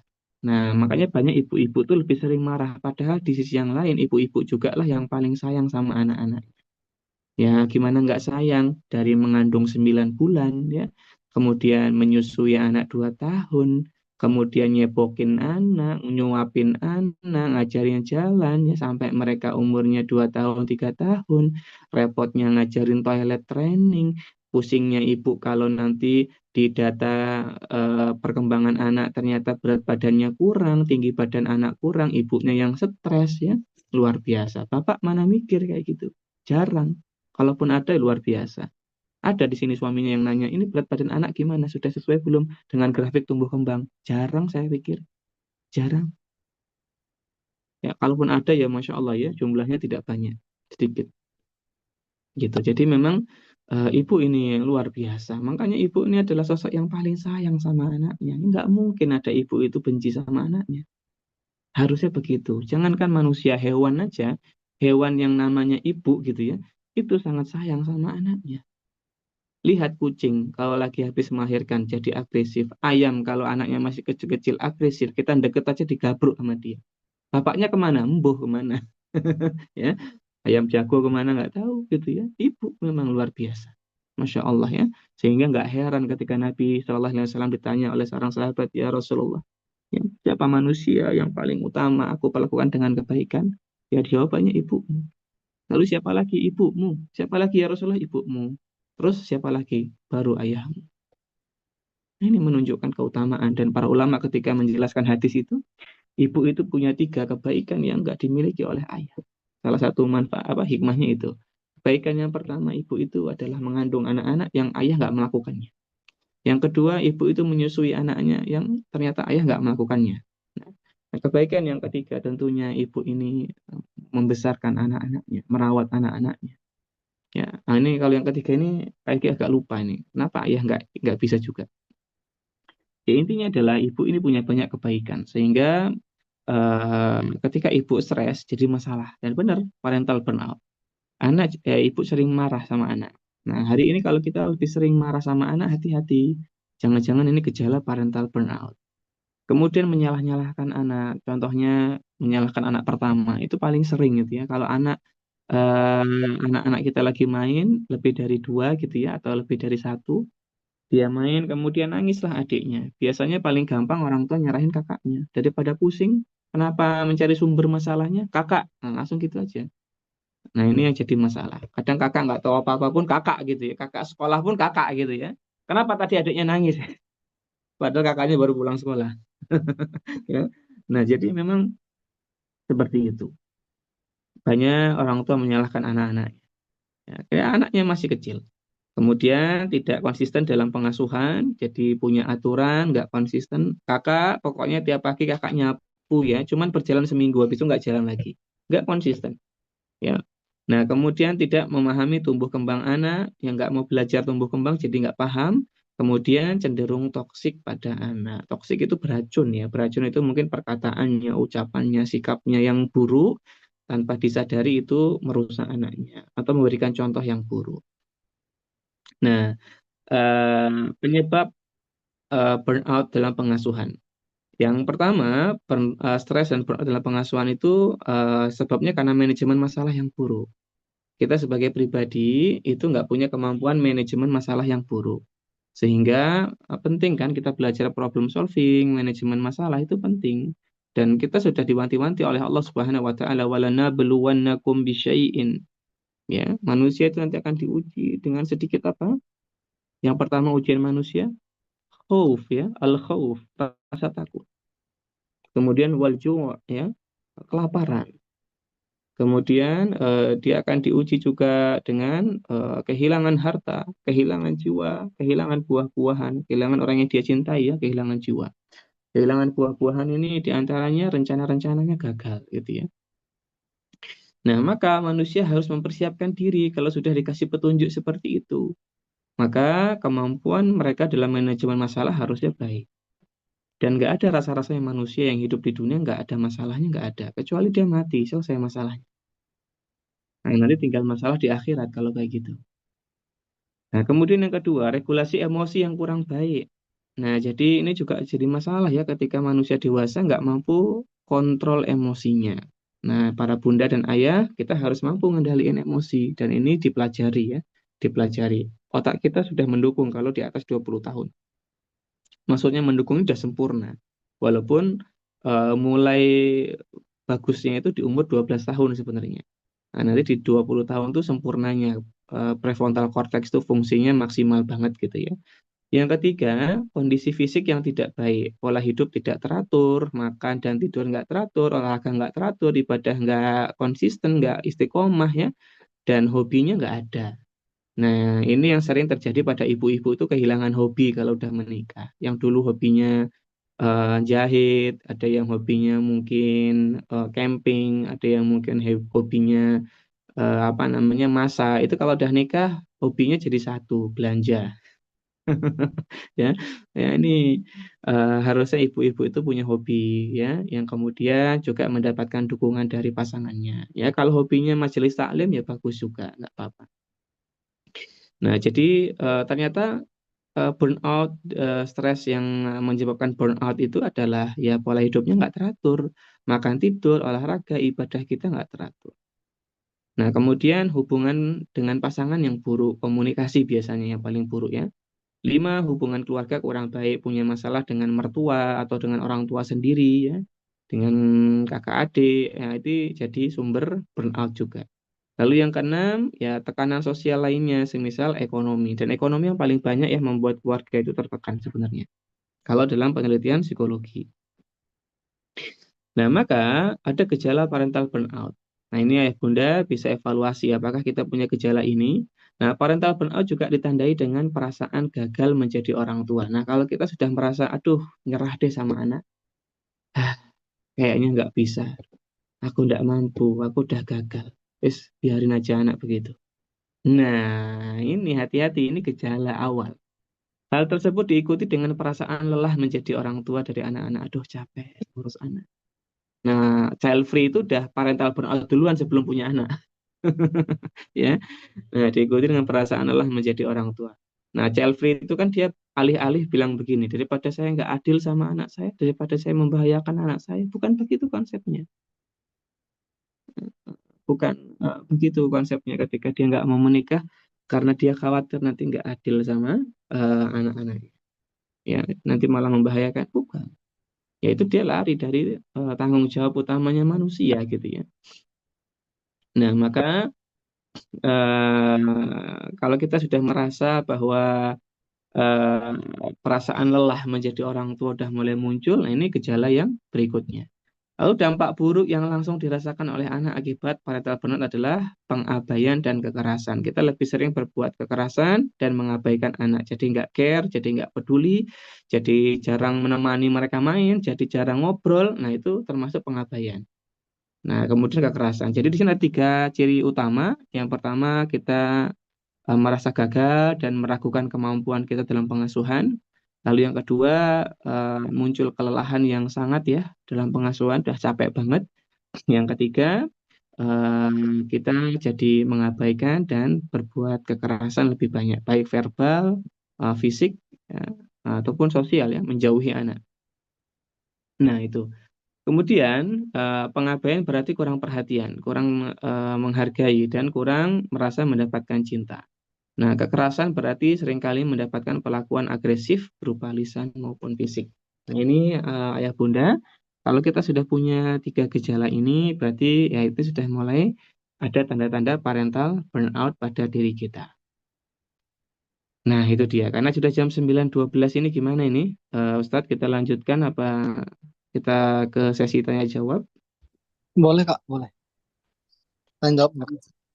Baik. Nah, mungkin itu ya ayah bunda berkaitan dengan parental burnout itu seperti itu dan masalahnya ya ya ini tadi masalahnya sehingga kalau kita ingin memperbaiki diri kita ya 6 hal ini harus berusaha kita perbaiki. Itu cara paling simpelnya. Walaupun di pembahasan berikutnya ada ya yang lebih ini, tapi waktu juga yang membatasi kita, sehingga mudah-mudahan dengan belajar ini kita lebih aware, lebih awareness ya, kita lebih sadar sama diri kita, ternyata diri kita butuh bahagia, diri kita butuh tenang, butuh nyaman, ya agar keluarga kita jadi optimal, lebih baik. Ya, jadi kebahagiaan kita ini adalah hal yang harus diupayakan juga dalam rumah tangga, dalam keluarga, sehingga jangan dikit-dikit yang penting demi anak, yang penting demi suami, yang penting demi istri. Enggak. Ya itu penting, cuma kan diri kita ini kan jauh lebih penting juga. Berkorban itu boleh-boleh saja, tapi kalau berkorban habis-habisan sampai kita nggak bisa apa-apa, terus gimana kita mau bantu keluarga kita? Nah, yang jadi masalah nanti akhirnya kita jadi punya masalah mental dan justru berdampak buruk pada istri ataupun anak-anak kita. Ya, jadi ini yang harus kita pertimbangkan. Diri kita juga penting dan perhatian sama diri itu penting. Sebagaimana nasihatnya Salman Al-Farisi kepada Abu Darda, saudaranya ya, Nabi Shallallahu Alaihi Wasallam itu mempersaudarakan kaum Muhajirin dan Ansor. Dari kaum Muhajirin di antaranya ada salah satunya Salman Al-Farisi dengan kaum Ansor yang waktu itu Abu Darda. Jadi mereka bersaudara. Waktu itu Abu Darda itu sibuk sekali dengan ibadah. Sehingga dia semangat sekali ibadahnya sampai-sampai dia mengabaikan istrinya, kemudian mengabaikan dirinya sendiri. Maka dinasehati sama Salman Al-Farisi. Apa nasihatnya? Ini nasihat mutiara ini ya. Ini nasihat yang dijadikan standar kalau manusia itu pengen hidupnya aman. Yang pertama, tunaikan hak kepada Allah. Yang kedua, ya tunaikan hak kepada keluargamu. Nah, yang ketiga, fi nafsika 'alaika haqqan ya. Dalam dirimu itu ada hak yang harus kamu tunaikan. Jadi menunaikan hak pada diri sendiri. Sehingga jangan sampai tiga hak ini kita nggak adil. Hak kepada Allah, kepada keluarga kita, kepada diri sendiri. Nah, ini jadi nasihat juga buat kita agar kita tidak stres berlebihan dalam pendidikan dan pengasuhan anak ataupun dalam rumah tangga. Semoga Allah mudahkan. Demikian Ustadz. Jika ada sesi tanya jawab, kami persilahkan. Amin ya rabbal alamin. Semoga Allah memudahkan untuk mengamalkan jasa kalian. Nah, sekarang kita sesi tanya jawab teman-teman. Nah, ada tiga pertanyaan ini Kak. Yang pertama, Assalamualaikum warahmatullahi wabarakatuh. Apa izin bertanya? Jika suami NPD, sholat bolong-bolong, menzalimi istri dan anak, tidak mau ke psikolog, apa yang harus istri lakukan? Apakah lebih baik bercerai? Itu pertanyaan pertama Kak. Silakan Kak. Baik, terima kasih Ustadz, atas tadi pertanyaan yang sudah dibacakan. Semoga Allah mudahkan untuk menjawabnya. Amin Iya. ya rabbal alamin. Yang pertama jika suami NPD, sholatnya bolong-bolong. Nah, NPD-nya ini apakah benar-benar NPD? Karena untuk NPD itu nggak bisa didiagnosis oleh kita langsung, ini NPD ini. Ya, meskipun kita belajar gejala-gejalanya, tapi kita bukan profesional untuk mendiagnosa itu. Nah, jadi kita perlu untuk memeriksakan ke ahlinya. Sama, ada orang yang punya gejala kanker, tapi kita nggak boleh mendiagnosa itu. Ya, ada orang yang punya gejala mirip DBD, tapi kita nggak berwenang untuk mendiagnosa DBD itu. Seperti halnya gangguan kepribadian juga sama. Belajar kepribadian itu susah sekali loh. Dulu ketika kuliah psikologi itu, kita belajar kepribadiannya itu satu semesternya aja 6 SKS. 6 SKS itu ditempuh juga dalam 3 semester, bayangkan. Nah, jadi panjang belajar kepribadian itu. Sehingga untuk mendiagnosa kepribadian tidak bermudah-mudahan. Teman-teman yang psikolog saja itu tidak mudah-mudahan mendiagnosa kepribadian dan sangat hati-hati. Nah, kita diajarinya begitu dulu. Nah, maka ketika kita punya pasangan yang kayaknya ada gejala NPD, nah tentu kita perlu untuk berkonsultasi dan bagus membujuk pasangan untuk periksa. Nah, namun jika pasangan keras kepala, tidak mau berobat ya, dan memang kita bilangnya bukan NPD ya, tapi gejala. Nah, kalau gejala boleh. Nah, misalnya pasangan punya gejala mirip NPD, sholatnya bolong-bolong, kemudian menzalimi istri anak, ini perlu diurai, apakah sudah sampai ke level kekerasan. Nah, kalau kekerasan berarti ya KDRT, dan ini kezaliman yang besar kepada istri, kepada anak, nanti berdampak panjang pada anak dan istri. Istri bisa mengalami parental burnout. Tapi kami tadi lupa Ustadz menjelaskan bahwa parental burnout itu di antara dampaknya membuat ibu jadi mengalami kehilangan kesadaran, Ustadz. Jadi ibu itu kehilangan orientasi, kehilangan fokus dalam pendidikan anak, sehingga ibu yang harusnya melindungi, mengayomi, membersamai anak, itu jadi kehilangan kesadarannya, Ustaz. Sehingga ibu itu jadi menyakiti anak, melukai anak. Makanya kasus-kasus ibu yang membunuh anaknya itu di Indonesia kan banyak kasus kayak gitu. Ya, ya, tentu ini adalah dampak dari parental burnout. Bukan ibu yang nggak sayang sama anak, tapi ibu sampai stresnya sampai segitunya, sampai kehilangan kesadaran. Jadi benar-benar real terjadi. Contoh yang paling ringan itu ibu yang mengalami baby blues itu, Ustaz. Itu ibu itu sampai kehilangan kesadaran loh sama anaknya. Anaknya ditutup pakai bantal palanya, nggak bisa napas, meninggal. Itu banyak yang begitu. Nah, itu parental burnout, bukan nggak sayang, sayang banget sama anaknya. Mereka itu, wanita itu fitrahnya sayang sama anaknya, buah hatinya. Ya, tapi kalau sampai ada yang tega seperti itu ya, ini sudah di luar nalar ini manusia, itu berarti ada masalah kesehatan mentalnya. Nah, maka itu di antara dampaknya. Jadi kalau memang kekerasan, kezaliman ini berupa kekerasan fisik ya, verbal yang kemudian istri sama anak tertekan dengan verbalnya, dengan kekerasan fisiknya, ya terus apa yang mau dipertahankan? Jika hari-hari kita dapat kezaliman, hari-hari dapat kezaliman, misalnya gitu ya, berat sekali. Nah, untuk memahami berat atau enggak, tentu Bunda perlu periksa, bisa datang ke PPA atau PPA ya, Perlindungan Pemberdayaan Perempuan dan Anak itu Dinas PPA itu ada semua di semua kabupaten. Ya, dulu Kak Yuki berencana mau daftar di sana, tapi nggak jadi ya. Nah, PPA itu ada di setiap kabupaten ada. Nah, jadi Bunda bisa konsultasi dulu, ada psikolognya juga di sana, sehingga nanti apakah kezaliman ini sudah layak untuk naik kasusnya ke perceraian atau belum, ya. Dan nanti konsultasi yang lebih pentingnya itu kepada ustadz atau ustazah yang memang kita yakini beliau punya ilmu di bidangnya. Sehingga dengan bekal dua sudut pandang tadi, ini akan memantapkan kita apakah bagus bertahan atau bercerai. Tentu kalau dari kami secara pribadi, kami dulu sering menghadapi yang semisal ya ketika di puskesmas ataupun rumah sakit, maka yang kami sarankan adalah ketika itu sudah berkaitan dengan kekerasan dan itu sudah berlangsung berulang-ulang, artinya nggak ada perubahan selama lebih dari 6 bulan ya gitu ya. Nah, maksudnya kekerasan yang hebat itu di atas 6 bulan berturut-turut terus, maka ya sudah, lebih baik berpisah dulu begitu. Ya, karena ya buat apa? Banyak mudorotnya kan. Ya, terus yang dikhawatirkan para ibu itu sebenarnya ketika berpisah adalah paling besar, ya memang betul ibu-ibu mengkhawatirkan gimana nanti anaknya tumbuh besar tanpa ayahnya. Ya, tapi ini sebenarnya bukan ketakutan yang menjadi dasar gitu. Ketakutan yang lebih menjadi dasar adalah gimana menghidupi anak-anaknya. Nah, ini nanti berkaitan dengan perkara tauhid. Jadi eh, tentu ini banyak motivasi dan konsultasinya dengan Ustadz untuk perkara tauhid ini gimana menghidupi anak-anak setelah. Nah, jadi semoga Allah mudahkan. Jadi memang perlu melihat dua kondisi sudut pandang dari sisi Islam dan dari sisi kesehatan jiwa. Ya ini Bunda sudah layak belum? Ya kalau suami kooperatif ya mau diperiksa dan sebagainya ya ini bagus. Ternyata benar NPD, wah berarti harus berobat dan berobatnya itu nanti ada macam-macam ya. Ada yang psikoterapinya bisa seminggu sekali, sebulan dua kali atau sebulan sekali. Ya, itu ada mekanismenya sendiri untuk pengobatannya.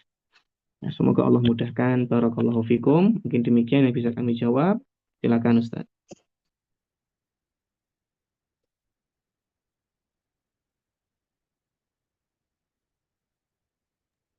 Alhamdulillah, semoga Allah memudahkan. Ada Amin. 4 pertanyaan lagi, Kak. Ada 4 pertanyaan lagi, Kak. Ya, silakan Ustaz. Izin bertanya Kak Yogi, jika sedang mengalami parental burnout dan baru di tahap kedua, apa langkah yang harus dilakukan untuk memperbaikinya? Memperbaiki Syukron, Ustaz. Itu Iya, Kak. baik. Semoga Allah mudahkan menjawabnya Ustaz. Mohon Alhamdulillah. izin untuk menjawab. Iya, Kak.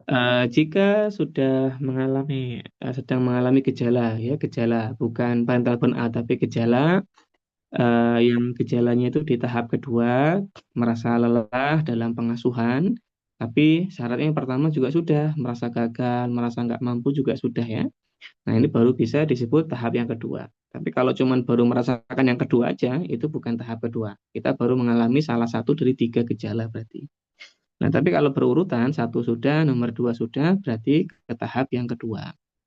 Nah, jika demikian, sudah ada di tahap yang kedua, apa yang langkah yang harus dilakukan? Nah, yang langkah yang harus dilakukan untuk menghadapi kondisi tersebut, ketika kita sudah merasa lelah, merasa capek, iya, sebenarnya ada beberapa masukan.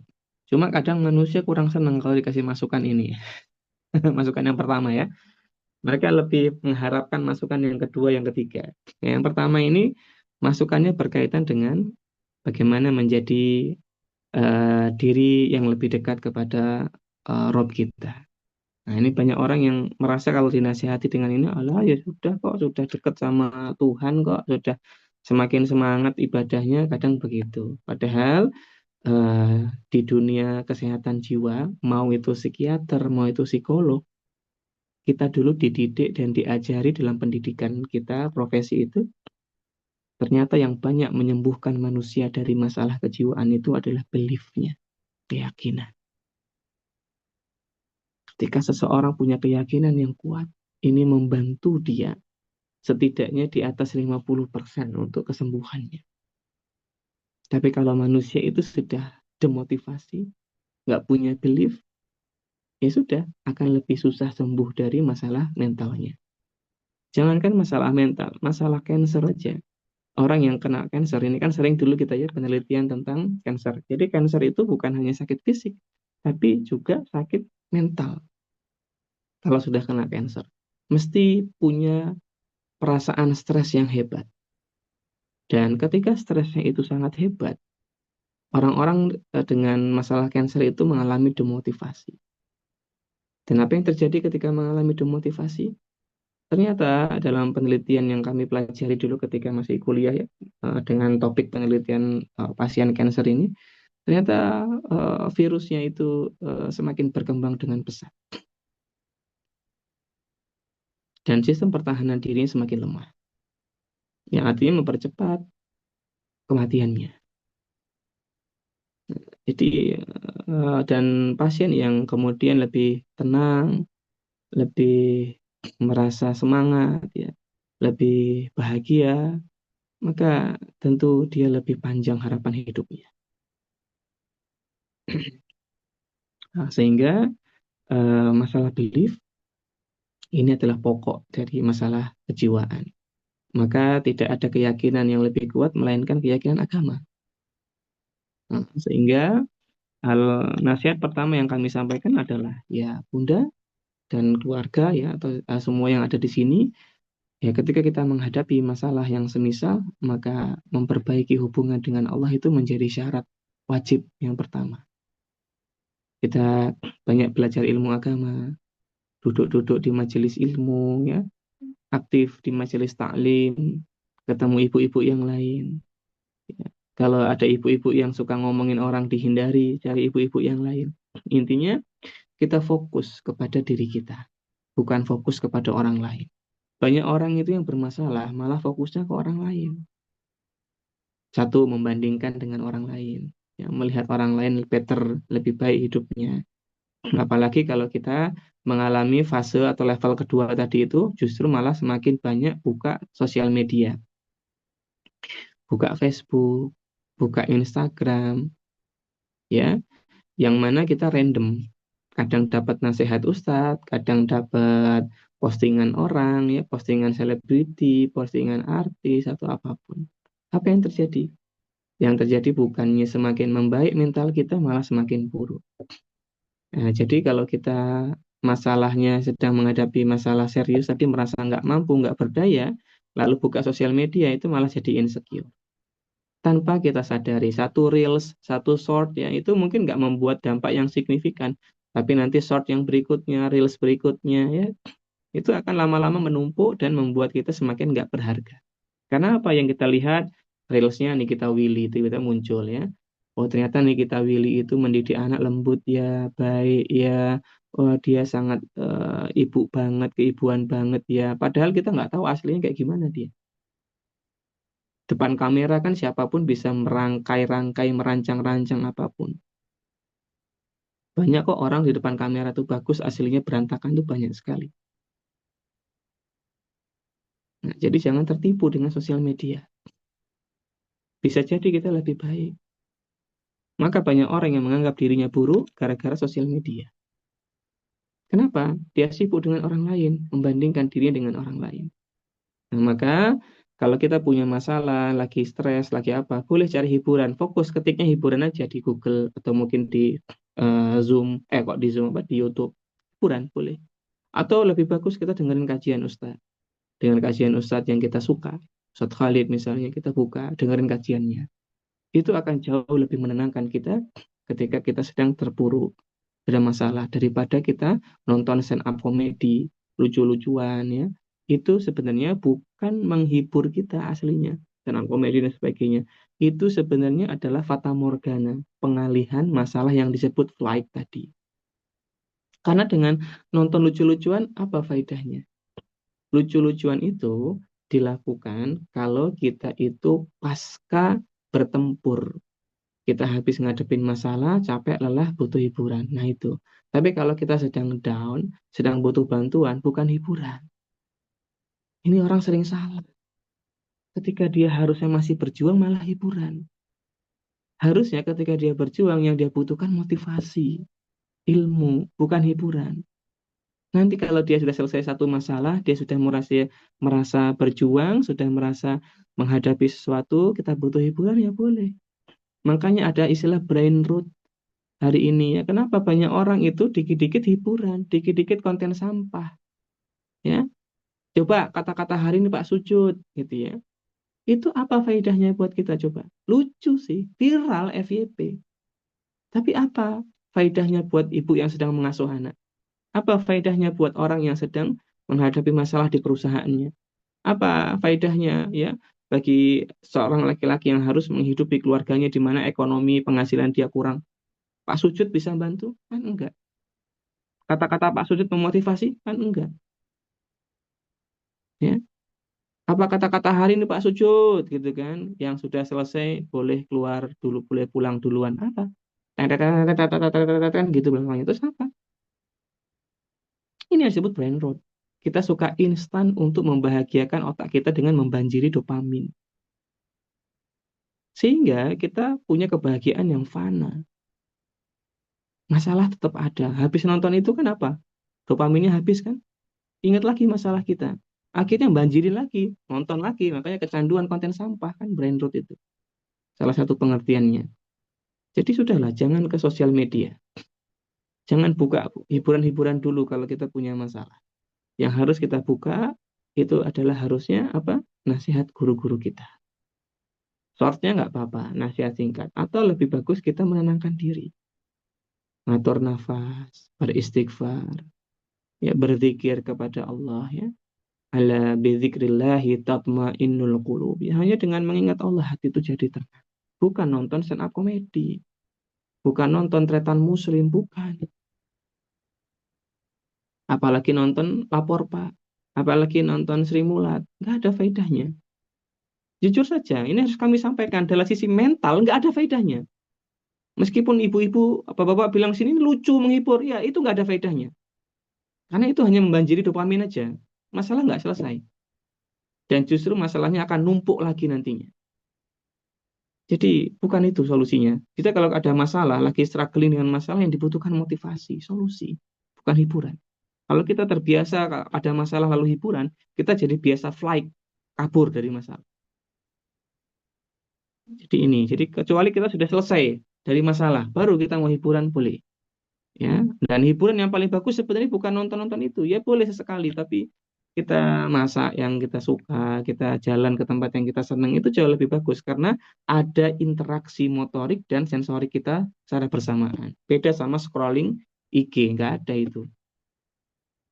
Nah, maka para bunda yang mudah-mudahan dirahmati Allah Subhanahu wa taala, ketika kita ada masalah, maka solusi yang paling pertama yang harus kita lakukan adalah ya berzikir kepada Allah, berdoa, mau baca Quran boleh, sholat 2 rakaat boleh, atau mungkin kemudian eh, mencari ilmu yang baru ya, belajar dulu di majelis ilmu, ini bagus sekali. Nah, itu jadi yang pertama kalau kita ingin keluar dari level yang kedua ini ya kita banyak mendekatkan diri kepada Allah. Nah, yang kedua, ketika kita punya masalah semisal, maka secara psikologis gitu ya, kita butuh tempat atau orang untuk diskusi. Minimal kita butuh orang mendengarkan kita. Nah, ini bagus kalau kita punya. Nah, maka tadi datang ke ustadz atau ustadzah itu ada orang yang mendengarkan kita. Dan ini membantu sekali sebenarnya. Kalau suami nggak bisa, kakak adik nggak bisa, teman nggak bisa, ya datang ke ustadz atau ustadzah. Atau datang ke psikolog biar ada yang mendengarkan. Ini butuh kita. Kita manusia tuh butuh releasing emosi dan itu mendengarkan. Apa kita merasa didengarkan. Bukan berkeluh kesah, didengarkan nanti kita dapat feedback. Nah, jadi bedakan antara berkeluh kesah yang kemudian mengeluh-ngeluh dengan keadaan kita. Aduh, banyak hutang, susah kali hidup ini, jadi generasi sandwich lah, harus bayar utang orang tua. Ini mengeluh. Tapi kalau Ustaz, saya dalam keadaan yang demikian, bapak saya itu begini, begini, begini, Ustaz. Ini ibu saya begini, istri saya begini, Ustaz. Ya, dengan kondisi yang semisal ini, Ustaz, berat rasanya saya, Ustaz. Gimana ya, Ustaz? Apa yang harus saya lakukan? Nah, ini kan berbeda. Cari solusi ini. Nah, maka kita butuh sudut pandang orang lain. Ini seriously, ayah bunda, kita butuh banget sudut pandang orang lain. Kita nggak bisa mengandalkan sudut pandang yang terbatas dari diri sendiri. Kita butuh. Yang kadang kita nggak bisa melihat sesuatu yang ada di dekat kita, tapi orang lain melihatnya. Sebagai contoh, Kak Yogi sendiri itu sangat butuh sudut pandang orang lain. Dulu ketika awal-awal menikah itu kan, aduh harus apa namanya ke rumah orang tua, apa mertua gitu, jauh gitu ya.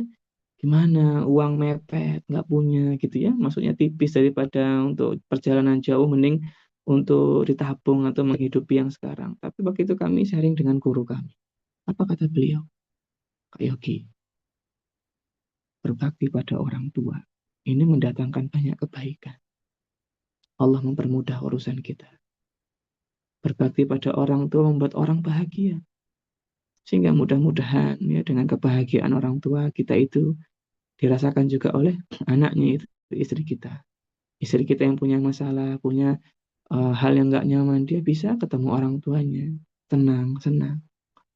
Kak Yogi, uang yang Kak Yogi keluarkan itu insya Allah Allah ganti ya dengan hal yang lebih baik. Ada hadisnya waktu itu kami lupa ya, guru kami bilang ya, habis mendengar itu adem dan langsung bilang ke istri, yuk kita pulang.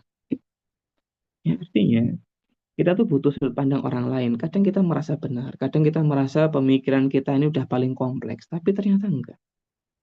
Nah, sehingga butuh sudut pandang orang lain yang menenangkan, yang mampu membuat kita punya wawasan baru. Nah, jadi itu langkah kedua, cari orang. Ini penting ini soalnya. Karena kalau ini masalah, ya kita harus mengurainya masalah itu. Jadi di breakdown dalam dunia psikologi itu, dalam psikoterapi itu kita breakdown masalahnya, jadi kita tahu dari mana mulainya. Yang paling mudah, paling simpel. Yang ketiga, setelah kita cerita, tentunya adalah memenuhi hak-hak diri kita untuk bahagia. Jangan-jangan selama ini kita lupa sama diri kita, sehingga kita mengalami kehilangan kesadaran dengan diri sendiri. Nah, jadi kita perlu memenuhi hak-hak diri kita. Istirahat, hobi kita, ya, makanan yang kita suka, ya, membuat kita lebih bahagia dengan hal-hal yang menyenangkan. Nah, kemudian yang keempat ini adalah memperbanyak aktivitas yang sifatnya fisik dan motorik dan sensorik kita. Jadi manusia itu selalu berkoordinasi dengan motorik dan sensoriknya. Jika ini diabaikan, maka akan muncul ketidakseimbangan dalam tubuh kita, termasuk ketidakseimbangan emosi. Sehingga Bunda perlu menyeimbangkan kondisi motoriknya. Kayak gitu udah kok nyapu, ngepel, bagus sekali, Masya Allah ya. Nah, tapi untuk motorik, sensorik yang benar-benar kita menikmatinya. Kalau nyapu, ngepel, masak kita menikmati, oke, bagus. Tapi banyak di antara kita yang nyapu, ngepel, masak itu terpaksa, tertekan. Jadi ya gimana kita mau memaksimalkan stimulasi motorik sensorik kita kalau begitu? Nah, maka ya perlu untuk gerak itu salah satunya tadi olahraga. Kita mungkin nggak perlu jogging ya. Kalau jogging repot ya kita bisa dengan jalan kaki ya, sejauh 3 kilo ya, 4 kilo, 5 kilo, atau bahkan 2 kilo tapi rutin gitu ya. Nah, ini bagus sekali. Ya, jantung, tubuh itu lebih sehat. Kalau tubuh lebih sehat, kita lebih tangguh menghadapi tekanan. Insya Allah. Tapi kalau tubuhnya nggak sehat, kita lebih mudah lebih mudah terkena tekanan. Dampak dari stres itu berdampak ke tubuh. Makanya ada yang namanya GERD ya, atau gastritis ya, sakit perut yang akut ya gitu ya. Sehingga muncul GERD atau mungkin ada lagi pusing, ya, migrain dan sebagainya. Nah, itu bagian dari yang disebut psikosomatis. Tubuhnya terdampak dari stres. Nah, tapi kalau tubuhnya kuat, ternyata enggak. Karena kami pernah meneliti itu, bahkan kami jadi objek penelitiannya waktu itu oleh profesor kami dari Jerman gitu ya. Jadi ada profesor kita itu yang ngajarin kita dari Jerman, namanya Profesor Markus Stark gitu ya. Nah, beliau itu meneliti tentang yang namanya biopsychology. Nah, salah satunya berkaitan dengan kalau orang itu fisiknya tangguh, apakah lebih tahan terhadap stres, dan ternyata benar. Nah, jadi memperkuat kondisi fisik kita biar nggak terdampak dari stres. Intinya, Bunda saat ini adalah mengurangi atau mengurai stres. Biar gejala burnout itu berkurang. Wallahu ta'ala alam. Demikian mungkin Ustaz, ternyata sudah 9.40 qadarullah, ini nggak bisa semua ya kita jawab Ustaz.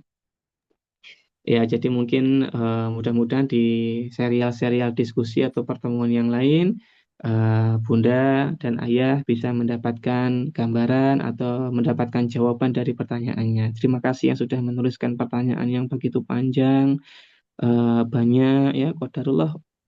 Gimana Ustaz, kita cukupkan atau kita jawab ini Ustaz? Kayak gini banyak sekali qadarullah ya. Cukup ya Ustaz ya. Baik. Bagus, bagus. Iya, ini terima kasih Ayah Bunda. Mohon maaf sekali lagi belum sempat menjawabnya. Semoga Allah mudahkan semua urusan kita. Kalau ada hal yang kurang, kami tentu yang salah. Kami mohon maaf. Ada yang baik, tentu datangnya dari Allah Subhanahu wa Ta'ala. Semoga Allah senantiasa menjadikan kita hamba-hambanya yang istiqomah dalam kebaikan. Semoga Allah limpahkan kita taufik dan hidayahnya sehingga tentu saja dengan taufik dan hidayah tersebut kita bisa kokoh di atas agamanya dan senantiasa mendapatkan petunjuknya.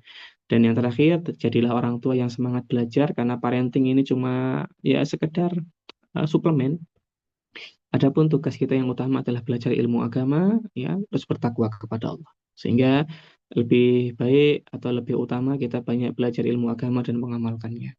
Ya, jadi jangan mencukupkan diri dengan belajar parenting saja.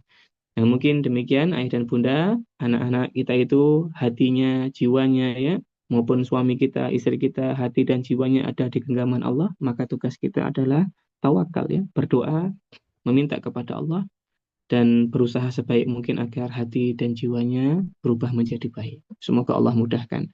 Barakallahu fikum, jazakumullahu khairan. Sallallahu ala nabiyyina Muhammad wa ala alihi wa sahbihi wasallam.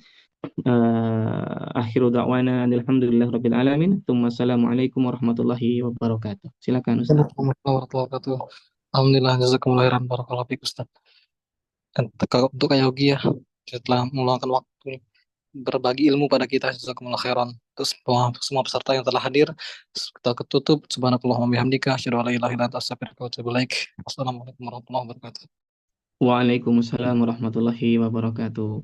Terima kasih Ustadz dan Ayah Bunda. Jazakumullah khairan. Mohon izin untuk pamit duluan Ustadz. Assalamualaikum. Waalaikumsalam. Baik, Kak. Baik, barakallahu fiik, Kak. Iya.